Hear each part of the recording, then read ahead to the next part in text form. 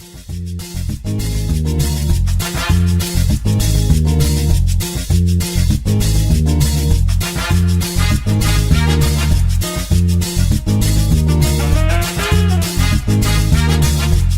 to Flagon Talk. We're a weekly podcast where a few random people sit around and talk about D&D for an extended period of time.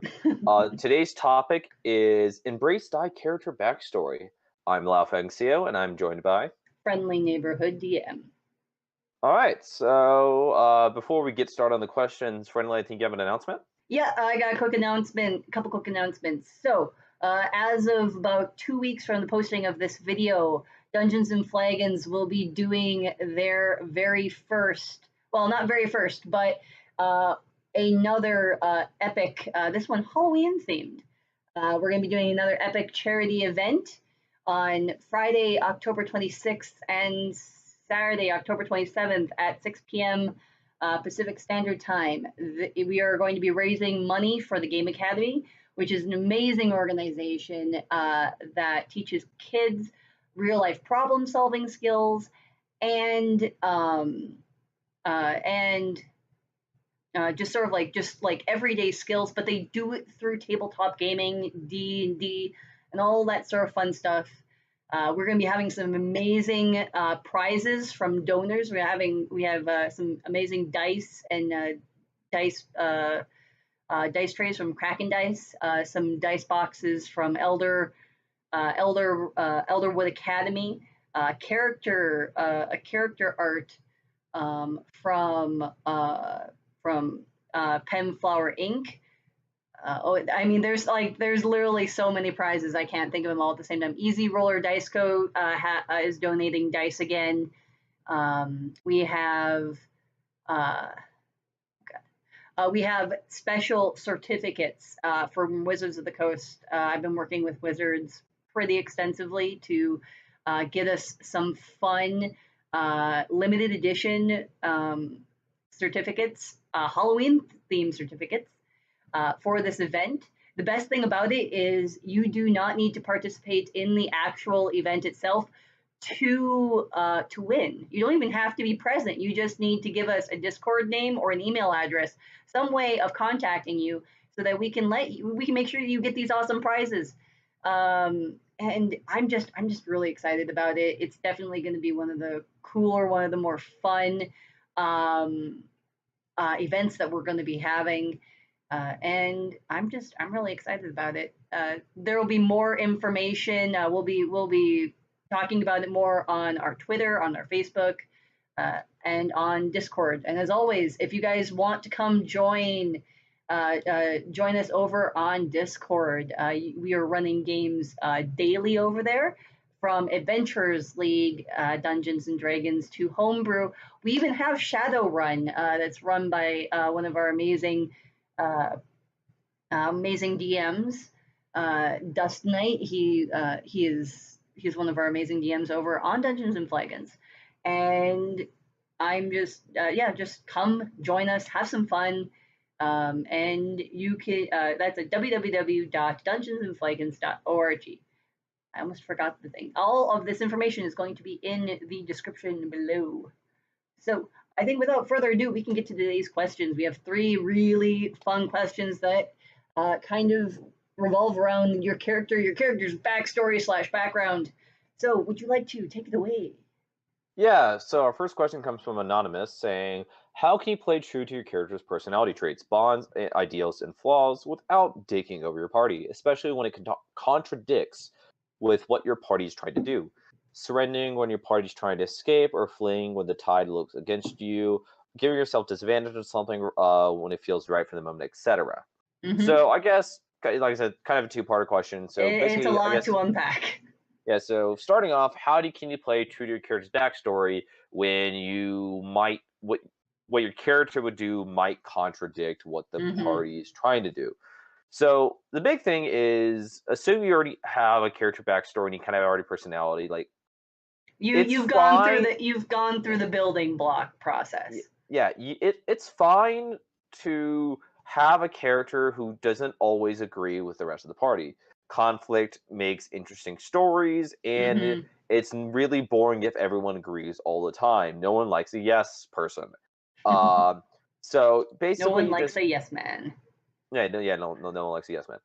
So yeah, just it's one thing you got to do is if you want to do something you feel like your character it's would be in character, like it's something my character do. Uh, think about just kind of read the room. Maybe like, is what I'm going to do gonna be like negatively affecting the party in a certain way? Mm-hmm. If it's like your character has the personality like I steal everything that's valuable, maybe like don't like Steal maybe everything that's valuable. no, sorry, maybe don't steal from the noble that's trying to hire you, but maybe just kind of act like you're super fidgety and just like I really want to do something, and kind of like one of those like be like just kind of like maybe you have those things where like maybe you're trying to like like I shouldn't be doing this, but my character really wants to do it, so Like you you have like a nervous tick almost. yeah, something like that. Okay.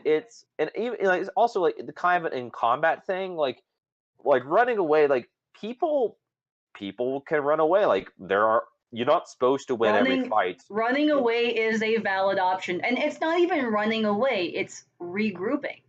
Yeah, it's retreat, so you can actually say maybe you'll lose the battle, but you'll win the war. You may not have enough information. Maybe regrouping and going, okay, we really need to go and gather more information before we attempt this again. Yeah, Again, there is a perfect example on Critical Role.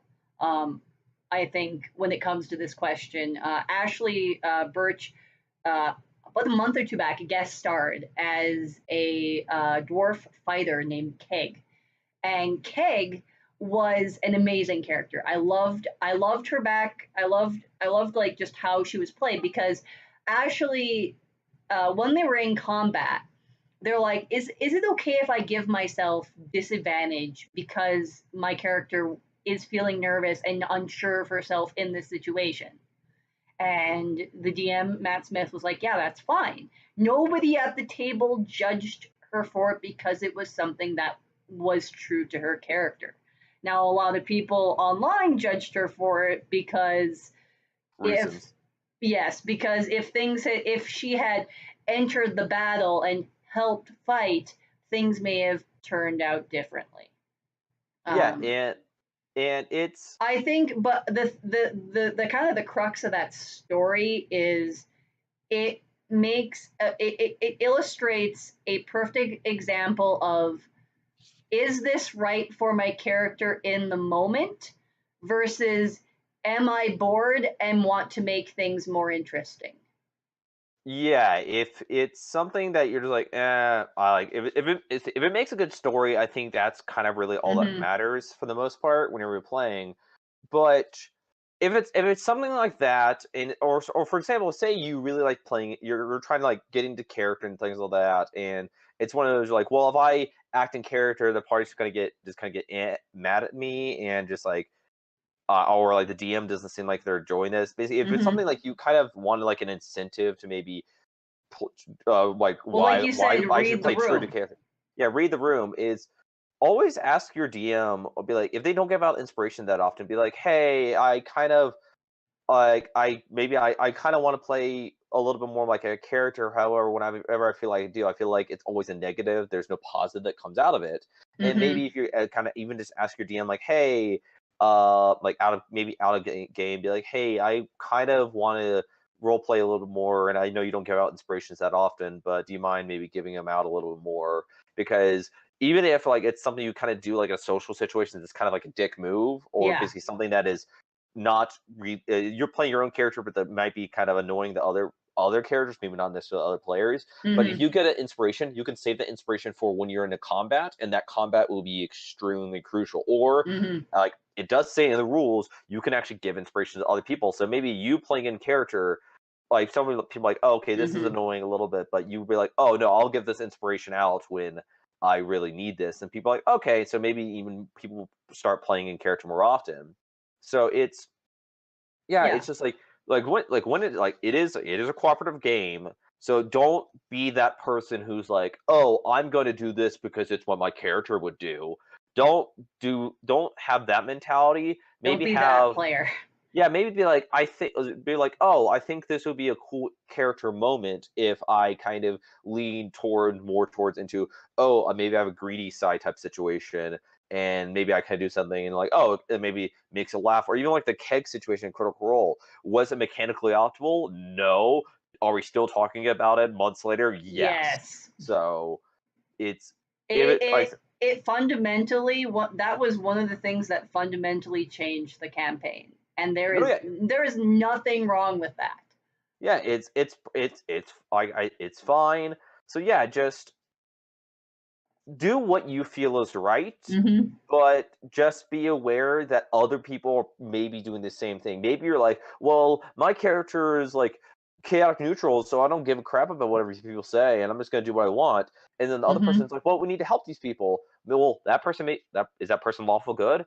Maybe they're acting in character. Just like it's like big things like it's cooperative. Be aware that other people have stuff they want to do and Hmm. people have their own agendas and have their own characters they want to develop as well. So Yeah. just be aware of that before. Be aware, read the room, and if all else fails, ask your party, ask your DM. Yeah, and just be like, hey, you'd be like, hey guys, like I really want to do this thing, but I feel like it'd be that, and some people might be like, oh, yeah, go do it. It'll be Hmm. hilarious or something like that. This So isn't and this isn't one of the cases that it's better to ask permission or forgiveness than permission. It's actually the opposite. It's better to yeah, ask permission than forgiveness.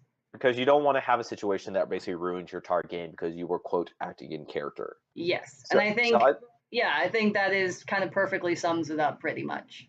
Okay, so I think we've more or less answered that a little bit. So I guess Hmm. friendly, if you want to take the second question. Oh yeah, sure. So the second question is also from another anonymous. How much work should a new player put into a backstory? Does backstory matter for a one-shot module? How about campaigns? Secondary question. How much do people use the background and traits? Or use Uh, their background and traits, sorry. yeah.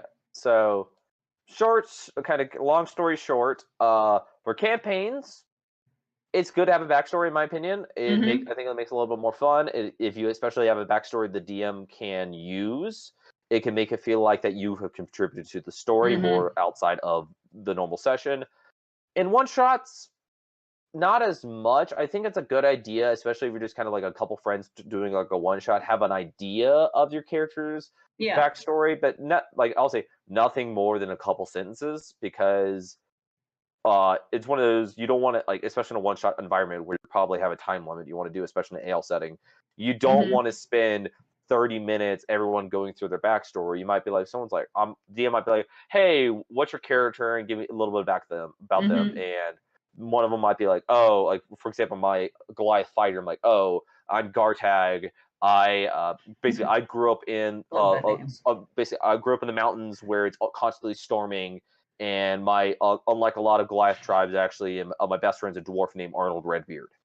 That's That's a a great couple, name. I love Arnold Redbeard. yeah, a couple sentences, and it's good enough. People are like, okay, that's fine.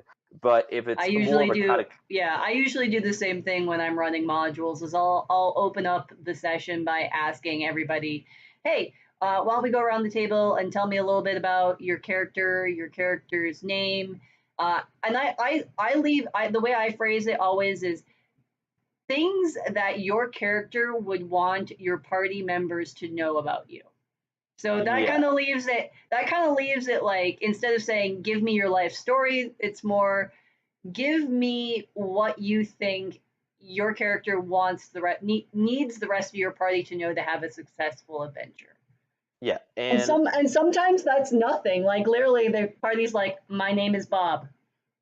I hit things I have knives. I exactly, stab things.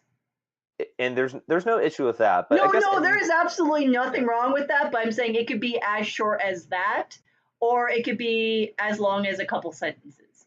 yeah, I don't want, a 5-page essay, but we want everybody to know a little bit about each other.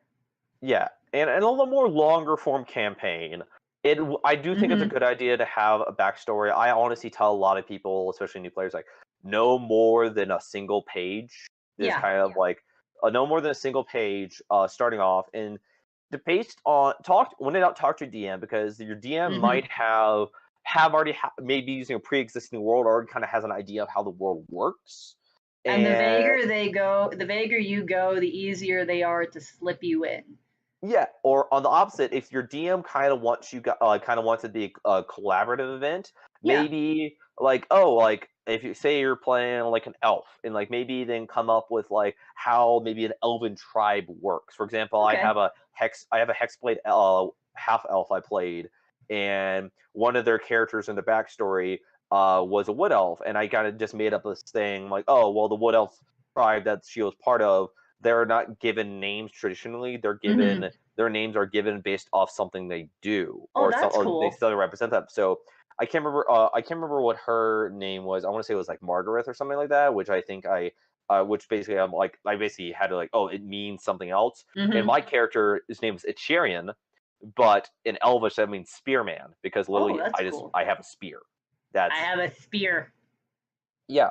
But no, yeah, it's yeah, being having like so work as much as your backstory as your DM. I guess I say It's not saying the very it's I think we can summarize this in two things.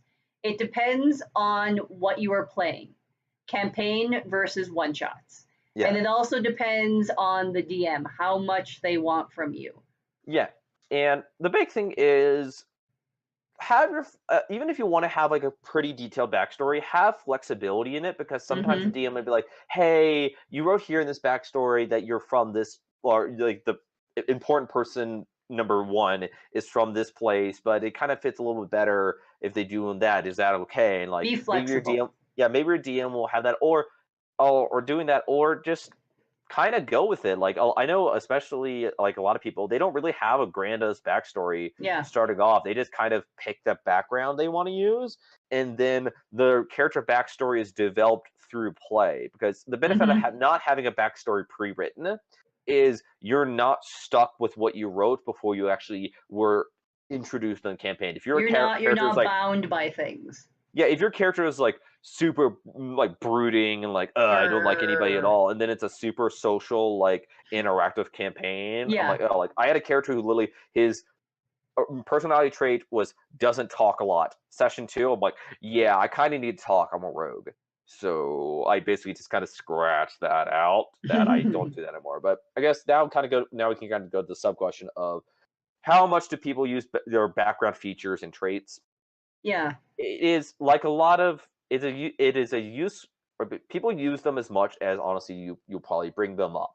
If you're The biggest thing I would like to say about that is your DM, especially if it's a one shot, is going to look over your character sheet to make sure that everything is fine. Note down like your spell DC, your AC, your passives, all that sort of like the important information. They'll glance through for any magic weapons or items that may be an issue, or just may they kind of need to note like if you have a cloak of displacement that you're going to be smacking you at disadvantage every time. But the big thing is that in a one shot scenario, they're not going to look at your background. So it's going in a one shot, it's going to come up as much as the player brings it up. And I think yeah that also is adversely correct about a campaign. Now, a campaign, a DM is probably going to have a little bit more. I know for me, when I do a campaign versus one shot, I actually have a page next to me that has like all of my players like pertinent information right next to me when I'm doing the campaign. So then I kind of like if something was to come up like, oh, this is you are a noble. This involves a noble. This is going to pertain to your backstory. So I think it depends again, campaign versus yeah the one-offs. yeah, and if your DM isn't really using your backstory, one kind of bring it up, be like, Hmm. hey. I don't like because some backgrounds come up more often than others. The Outlander background feature is super useful all the time. The Yep. Urchin background feature is only really useful when you're in cities. However, if there's a situation you feel that your background feature would be useful, be Hmm. like, hey, DM, I'm like, for example, I'm a sailor, and I noticed that like we kind of need to like basically rig up, basically tie up a bunch of like logs to basically make a makeshift wall. Like I'm not necessarily Hmm. good with woodworking, but being on a sailing on a ship, I'm I good had to with work with. knots. I'm good with knots, and the DM might be like, "Oh yeah, that actually kind of makes sense," and maybe we'll Hmm. give you either allow you to make the roll or give you a bonus. It basically depends on if you already had a bonus to it already, Yep. and that's when a lot of times you should probably use like ask the DMs like, "Hey, can I roll like a, I don't know, like maybe it's like an intelligence sleight of hand check." Why Hmm. intelligence? Because your knowledge of knots. Why sleight of hand? Because you have to actually know how to tie the knots correctly. So Yep. it's So like yeah, you can use your sleight of hand bonus, but it also is also based off of how much you know as a person. yeah. So I guess to kind of wrap this question up a little bit, it's so how much should new players put in the backstory?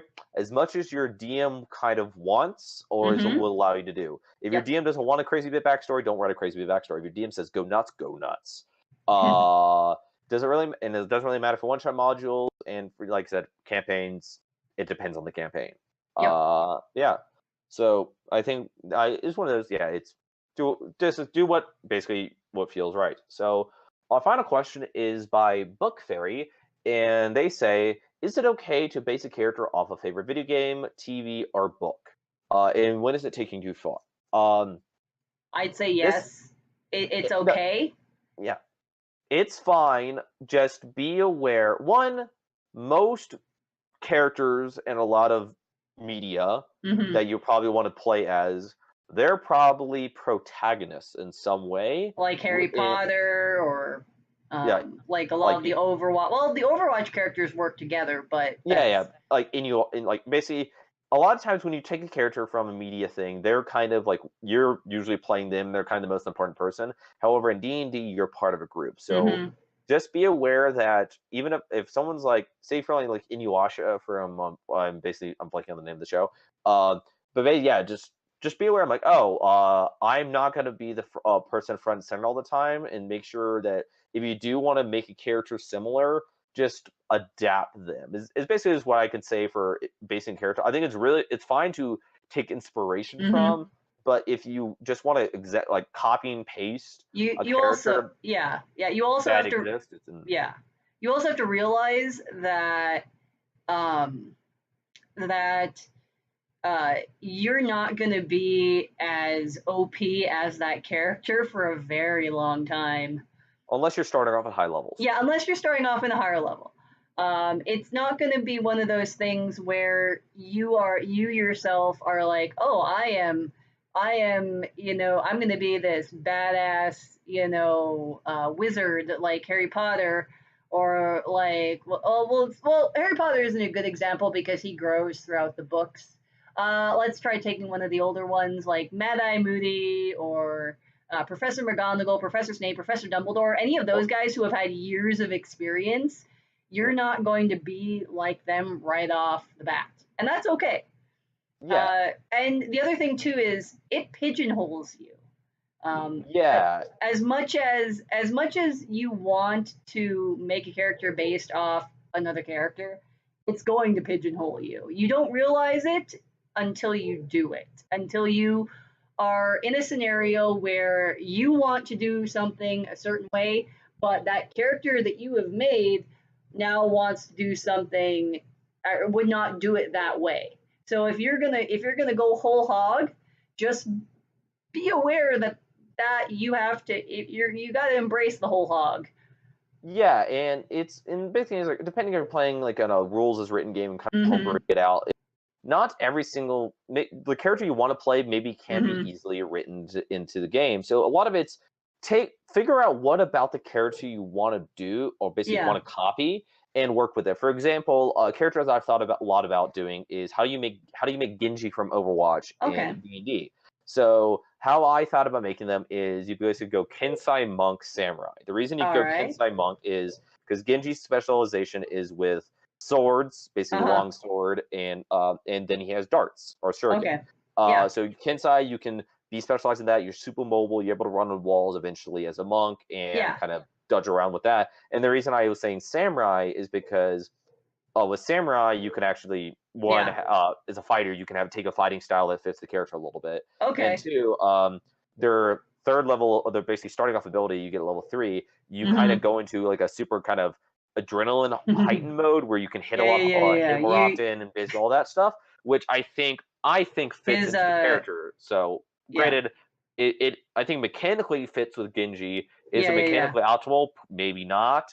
But with that, I'm like, I kind of like the idea of that fighting style, but I necessarily wasn't going to take his basically personality. You weren't gonna be married to it. You wanted him more based on his fighting style versus his personality type.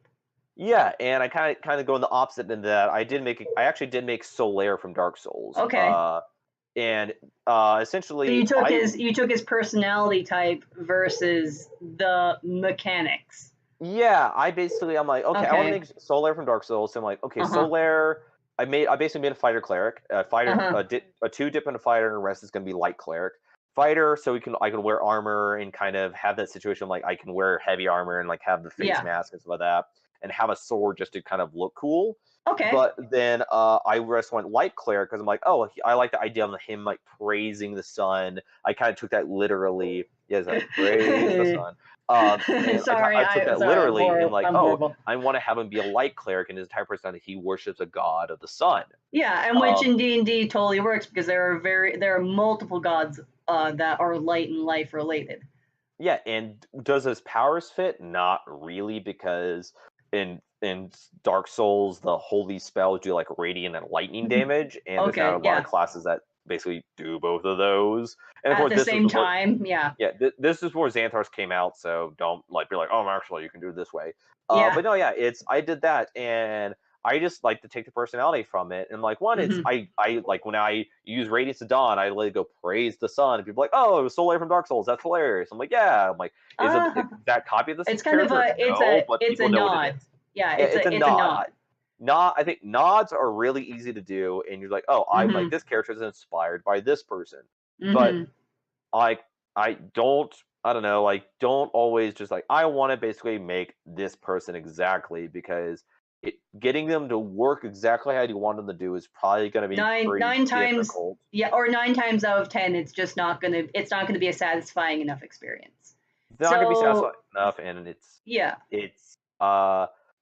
or if there's ways like maybe just take the aspect of it. For example, like gonna go back to Overwatch, Reinhardt. I was thinking if we play Reinhardt, he would be an Ancient's Paladin. Maybe dips in a fighter. I don't know. Basically, Ancient's Paladin because their divine aura, which basically protects against spells. Kind of like, oh, you can kind of reskin that to be like a shield. Yeah, that's his shield, his huge shield that protects everybody.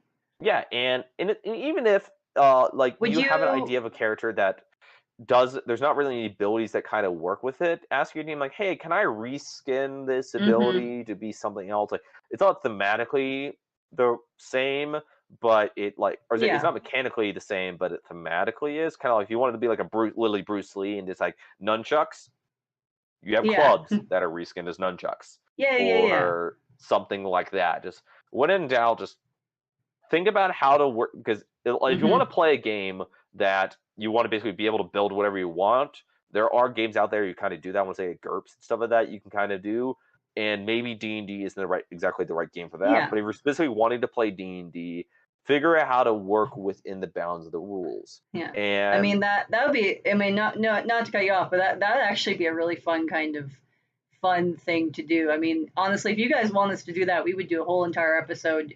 Give us your ideas, and we will go bananas with trying to figure out like how to do characters from all sorts of genres and medias, and make them viable in D&D.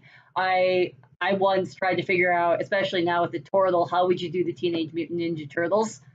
And then well, yeah, they would be monks, but then at the same time, how would you do Like how would you do like other like obscure creation like Tracer from Overwatch, like Yeah. Oh yeah. things Yeah. Yeah. things But like that, like or other fun, other fun characters from. I mean, I'd totally be down with that. I would probably sit here for hours trying to figure out characters. I've had those conversations before. yeah, I think we're also talking about doing a live show at some Hmm. point on the server itself. I think we're planning sometime this month in October. I don't know Fingers exactly when. crossed. Fingers crossed. We'll figure it out, and if people want to do it, we'll probably just set a Schedules. time and date. Yeah, Yeah. time and date type situation. But But no, I yeah, think I think to kind of wrap up that question though, if you want to go whole hog, there's nothing wrong with that, but just realize that it may not be what you expect it to be. On the flip side, if you want to take an aspect of that character, whether it be their fighting style, like Genji, or personality type, like your Dark Soul character, uh, Solaire. Solara. Thank you. I'm sorry. I was like, it has to do with the sun and solar, but my brain does not understand, or cannot compute at this point. If But you don't have to take the whole character for you to give the nod. And giving Yeah, a nod is fine, but taking whole hog is fine. But just realize that you may not that character may not realize its full potential until very very late in the game. And as long as you're exactly. okay with that, that's fine. But yeah. Yeah, just yeah, it's definitely to that. And sometimes the character, if you want to make a strong character, if you want to copy abilities, they might be underpowered, which Hmm. depending on how power gaming your group is, can be fine. If everyone's kind of taking things and kind of like basically doing Teenage Mutant Ninja Turtles type situation, then yeah, Hmm. do whatever you want. It should be everything. It'll be fine. Good to go. Type situation. Awesome. Well, I think that pretty much wraps it up for the questions today. I had a lot of fun, but to get us kind of out of here, we have a new segment called Quickfire Questions. The way Quickfire Questions work is I'm going to say these were questions submitted to us by again the Dungeons and Flagons community, and I'm going to do 5 questions. The rules of the game are easy. I say the question, I ask the question, and you are allowed to give a one-word response. If it has multiple parts, then you can give multiple responses, but they are still limited to one word. So we are going to start quick fire questions. Yay! Jazz All right, music. Insert something here. that's your job. Yeah, that's my job. I will insert something here. Here. All right. First question. Favorite race and class to play? Class, fighter, race, human, probably. For me, it would be class bard, race Goliath. If you could any plane of existence for free, where would you go? What's that plane that the Modrons are on? I don't That's know. like the plane of law, like that place. It's I think it would be gear? hilarious to be a bunch of it's gear-like. I think it'd be hilarious. Also, in Motorkins Come Foes, as one of the craziest creatures I've ever seen in my existence. It's awesome. I would actually want to go to the Modron plane too. I had a lot of fun playing a module. Oh wait, no, sorry. We're supposed to be doing one word responses. Sorry. So yes, Modron plane. Done. I guess that's a 2-word response, but okay, going on. If Dungeons and Flagons was an ice cream flavor, what flavor would it be? Raspberry. Play-Doh. Murder hobo. No. No. Chicken or steak? Steak. Chicken. Is a tomato a fruit? Yes. Depends. All right, guys. Well, that was fun. I actually really enjoyed that. All right, guys. So that wraps it up for this episode. Episode 5. What are we talking about, Lau? What can we expect? Oh yeah, so episode 5 is gonna be DM How Do, where we're basically gonna talk about how to kind of get started in DMing and kind of what things, based off our experience, you should avoid or do starting off DMing. So just kind of That sounds like overall, fun. I think it'll be fun. Have Back some some more stuff already questions. about it. I know. Yeah, I think it's gonna be good. All right. Well, until next time, guys, as always, may the dice gods be ever in your favor. Bye. Bye.